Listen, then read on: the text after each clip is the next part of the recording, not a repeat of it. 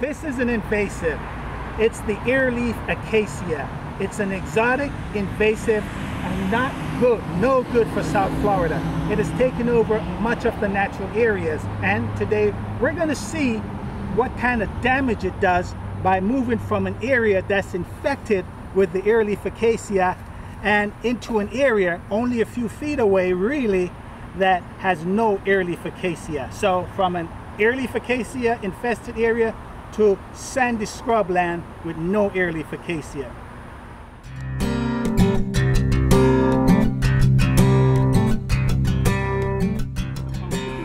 I want you to come a little bit closer, and we're going to take a look first at the soil. Look what we have here. Nothing but a bunch of Earleaf Acacia leaves. Not supposed to be here under the right condition. Let's try to dig through this, about an inch of leaf, and what do we have here? See this here? Lots of fine fibrous roots from the trees and little seedlings of the Earleaf Acacia.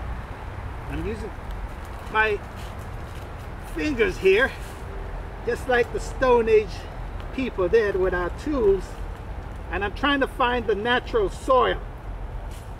Come a little closer. See? I can't find the natural soil, and I'm ripping through these roots. So, what can we learn here?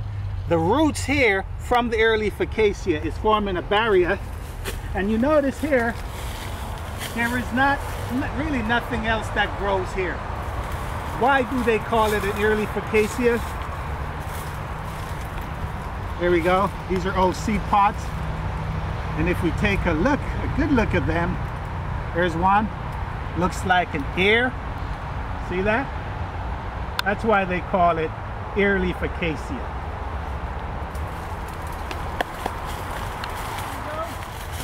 Let's keep going. We got to get past these Earleaf Acacia, and we've just broken free of the area that is predominantly Earleaf Acacia, and now we're into the natural little jog here, sandy scrubland of what this place was originally. Take a look at this. Can you believe that? And look at the soil right here. What we have here, you see no Earleaf Acacia litter. Instead, look at this sand. This is the natural soil. There's no competition right here with the Earleaf Acacia. So the floral habitat has to be totally different. And this is really what we want to preserve. This is Florida-friendly landscape to the max. Let's examine some of these plants real quick. I'm just going to do a real quick tour so that you can get a feel for it. Okay, here is a old faded coastal plain golden aster, and right below it is new growth coming up off the same thing right here. Can you see that right there? So that's going to be later on become this.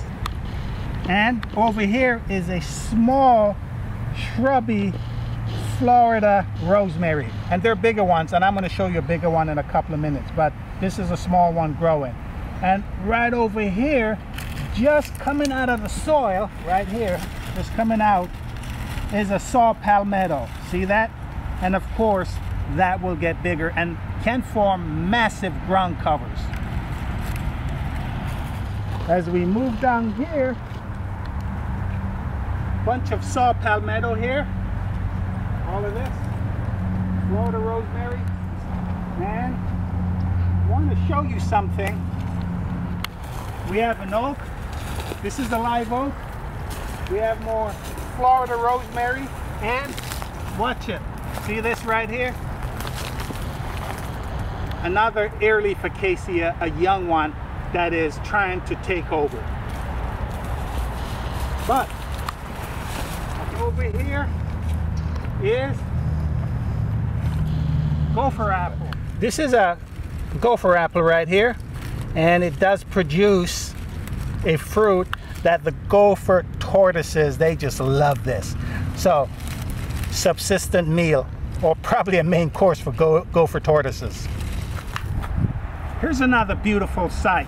What we have here are some bromeliads that are embedded into the ground, but they probably came from the oak above, fell, and look what we have here. See this?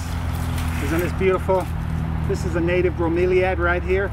A couple of them, maybe 2 or 3 together. We separate them. And they normally grow in trees, by the way, but a lot of bromeliads can do fine as terrestrial plants. And this is a single plant right here. Isn't that beautiful? And normally, where is this supposed to be? Look at this. Normally they like to stick themselves, anchor themselves someplace on the tree and grow as an epiphyte. So this is a great thing. Look at this flower right here. See this? That's the bromeliad flower. There we have it. Stephen Brown in Lee County, Extension Agent, and we'll be seeing you again very soon. Stick around.